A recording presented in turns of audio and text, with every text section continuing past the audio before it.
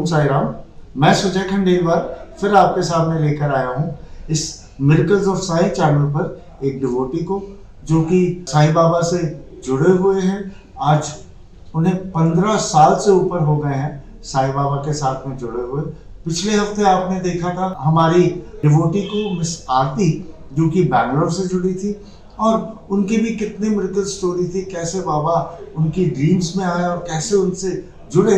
ऐसे ही कई कई कई मिरेकल्स बाबा के डिवोटी होते नहीं है मेरे ख्याल से जिनके की मिरेकल्स नहीं हो उनके अंदर में, उनकी लाइफ के अंदर में।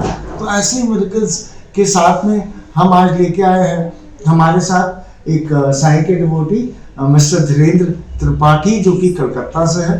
नमस्कार। जय साई राम। धीरेन्द्र भाई, तो हम आप दर्शकों को बताएं कि आप साईं बाबा से कैसे जुड़े, कब साईं बाबा के बारे में आपको पता लगा और कैसे आप उनकी भक्ति में जुड़ गए, तो जरा बताएं। ये बात है, मतलब मेरे पापा जी साईं बाबा की अंगूठी पहना करते थे। बहुत छोटे से ही मैं उनकी बातें सुनते हुए आ रहा हूँ, लेकिन बाबा के दरबार में जाने का मौका मुझे 2002 में मिला। तो पहला बाबा का साक्षात्कार उनके मंदिर में ही हुआ मेरा।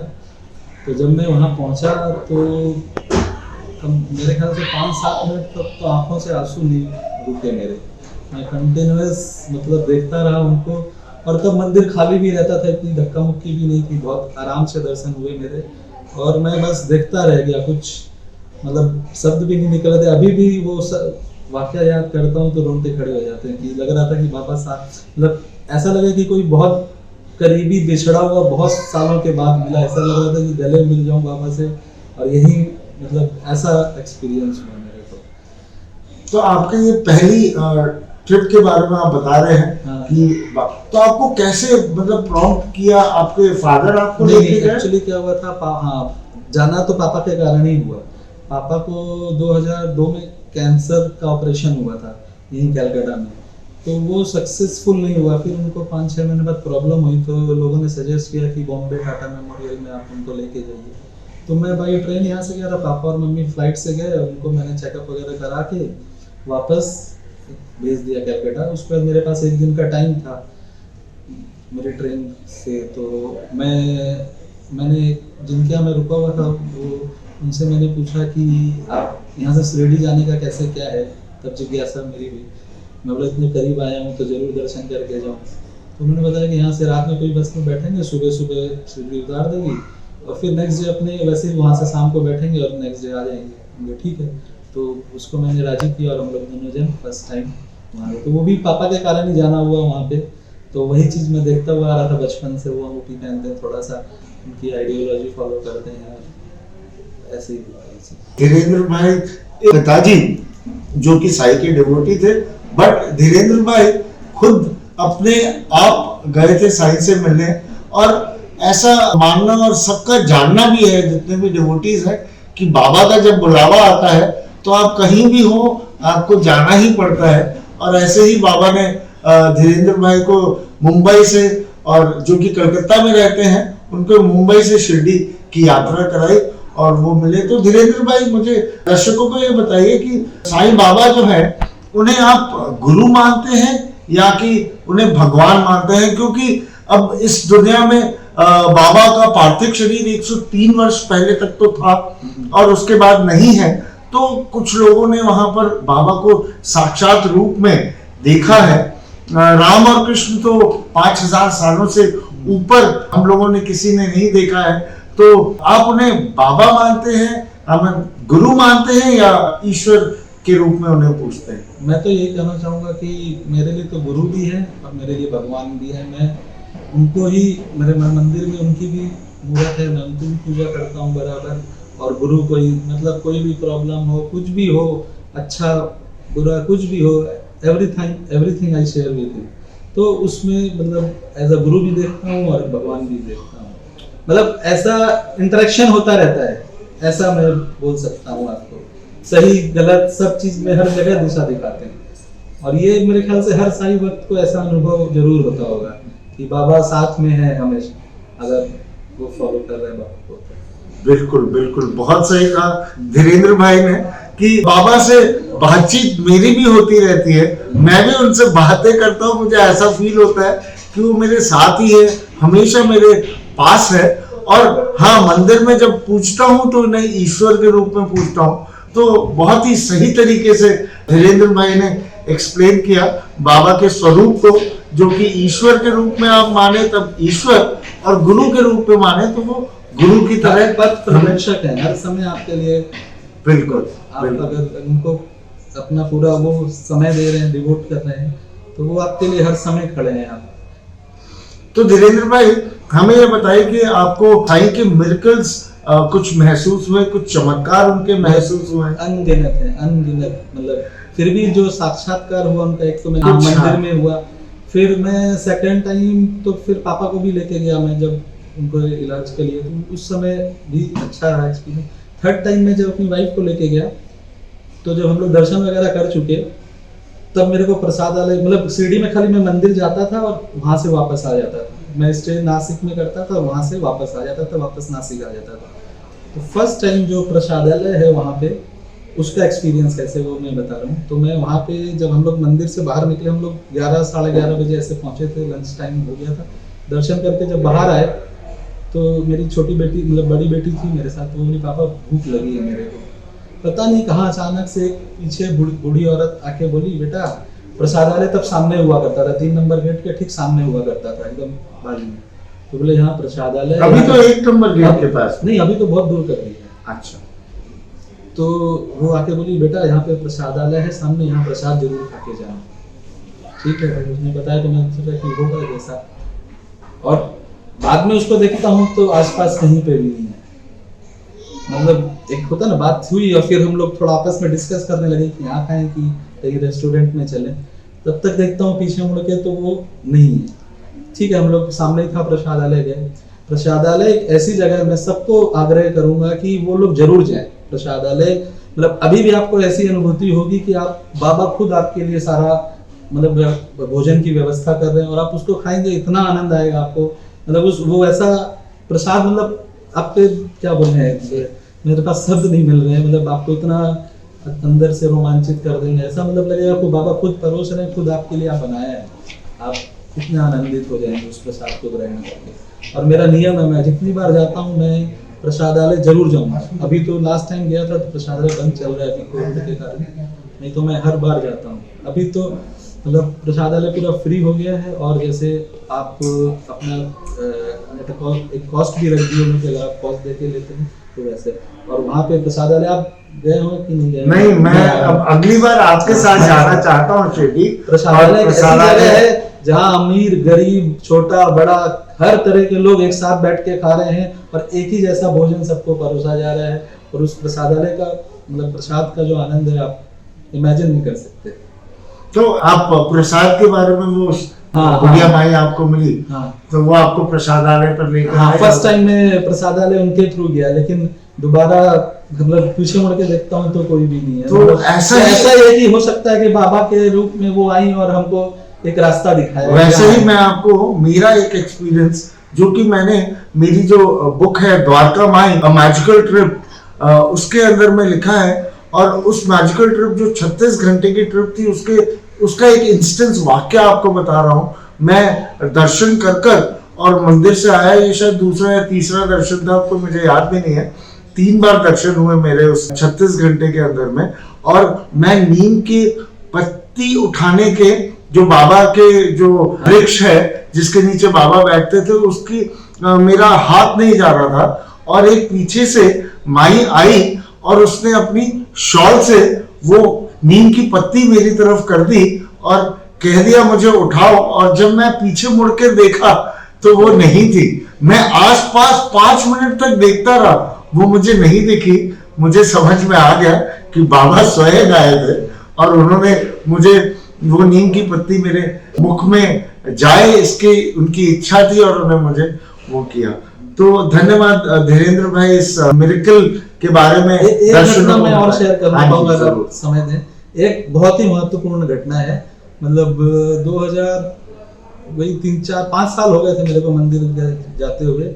फिर एक बार यहाँ पे दिवाली के एक दिन मैंने दृढ़ निश्चय किया कि कल अपनी ऑफिस की पूजा, घर की पूजा करके, ऑफिस की पूजा करके मैं यहाँ जो शरद बोस रोड में मंदिर है वहाँ पे मैं साईं बाबा के दर्शन करने जाऊंगा ही जाऊंगा, और उसके बाद फिर घर में आके पूजा करूंगा, शाम तक पहुंच ही जाऊंगा।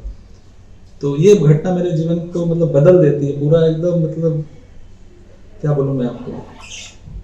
तो ऐसा हुआ उस दिन कि दिवाली की पूजा करते करते वहीं ऑफिस में काफी देर हो गई, पंडित जी देर से आए, जानते ही दिवाली में कैसा रहता पंडित, और मतलब काफी देर हो गई। फिर घर जाके भी पूजा करनी थी, तो मेरे को बड़ा अफसोस हो रहा था कि भाई अब मैं वहाँ नहीं जा पाऊंगा।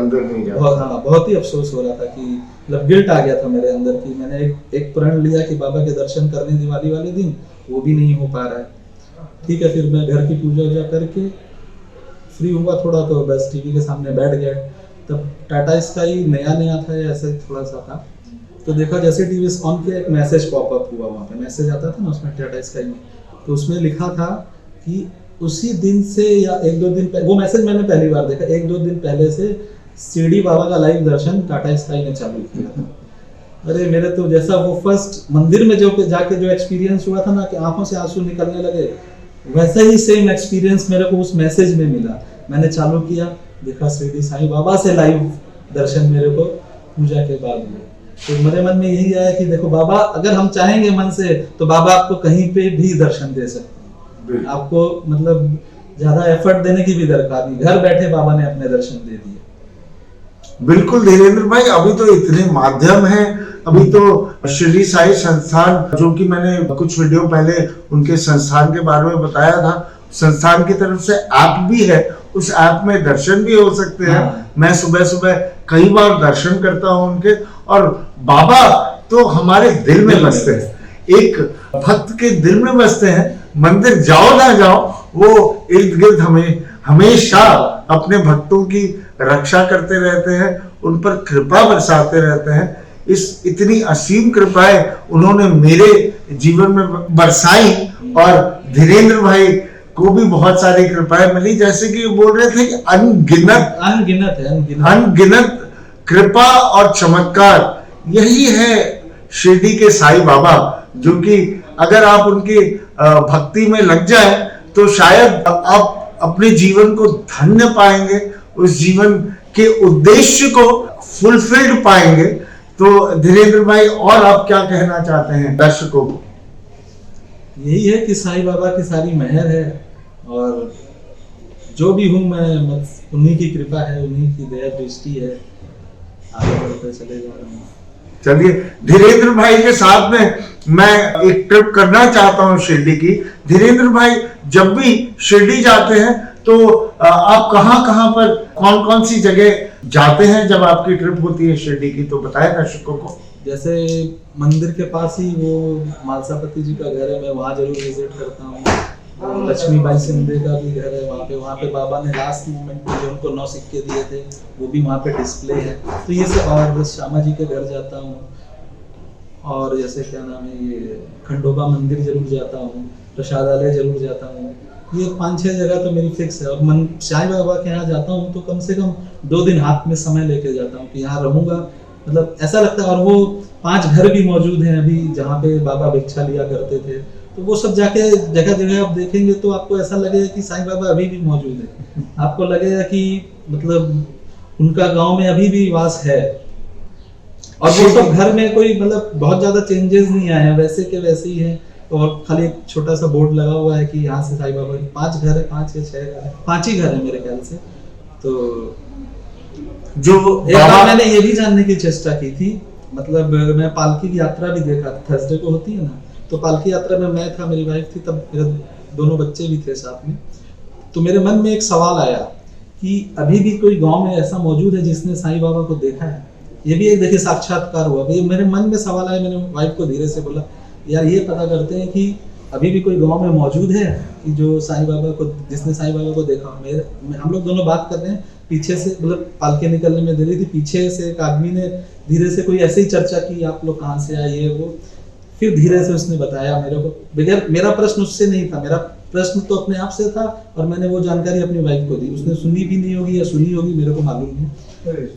थोड़ी देर बाद वो मेरे को बताने लगा कि कुछ साल पहले तक श्यामा जी का बेटा था, वो यहाँ पे जो उनके घर पे लोग वहाँ पे जाते थे उनके पास, वो उसने बहुत छोटा था, उसने साईं बाबा को देखा था, उनके पास जाते थे, वो उनको साईं बाबा की कुछ कहानियाँ जो उसको मतलब याद हैं वो बताते थे, या श्यामा जी से सुनी हुई कहानियाँ उनको बताते थे, और लोग उनको कुछ ना कुछ पैसे वगैरह कुछ भी देते थे। हाँ, इस चीज का उल्लेख अपने साईं चरित्र में भी है कि श्यामा जी का लड़का खेल रहा था और साईं बाबा और श्यामा जी बात कर रहे थे, तो श्यामा जी कुछ परेशान थे कि मेरा लड़का पढ़ता लिखता नहीं है, कुछ भी नहीं है ये, तो बाबा जी ने उसी समय उस बेटे को आशीर्वाद दिया था, बोले इसको कुछ करने की दरकार नहीं है, ये खाली मेरी लीला ही गाएगा, मेरी लीला का प्रवचन करेगा तो ही इसको कुछ करने का। वो मेरे को उस चीज़ का भी अफसोस है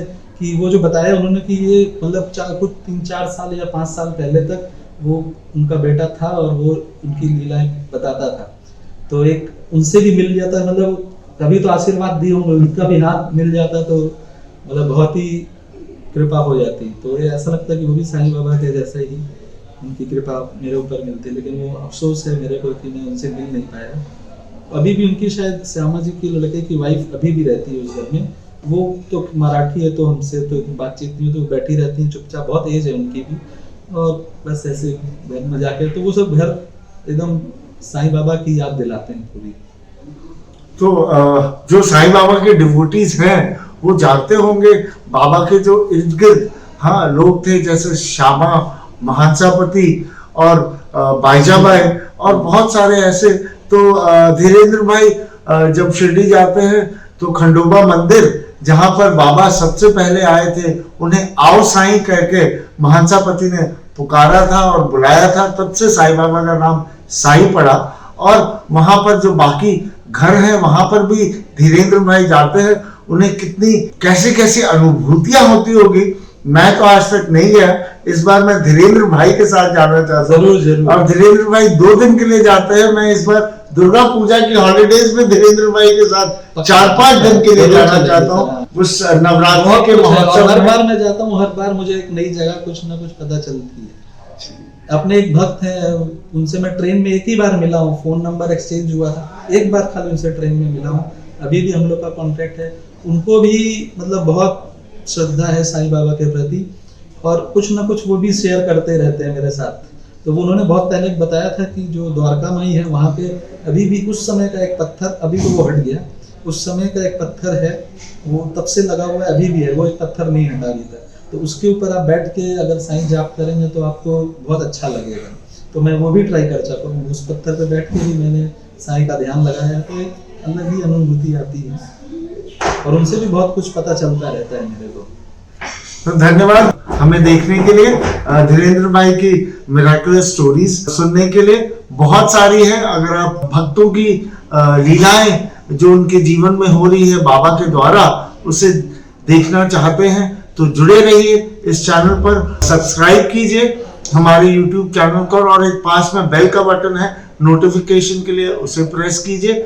हमारे इंस्टाग्राम और YouTube फेसबुक पे भी पेजेस हैं, miracles of Sai with Sujay Khandelwal, उसे भी आप सब्सक्राइब कर सकते हैं, लाइक कर सकते हैं, फॉलो कर सकते हैं। जुड़े रहिए हमारे साथ, हर बृहस्पतिवार हम आते रहेंगे आपके साथ एक नए डिवोटी के साथ में एक नई मिराकुलस स्टोरी लेकर। तो धन्यवाद, बहुत बहुत धन्यवाद। ओम साईं राम। जय साईं।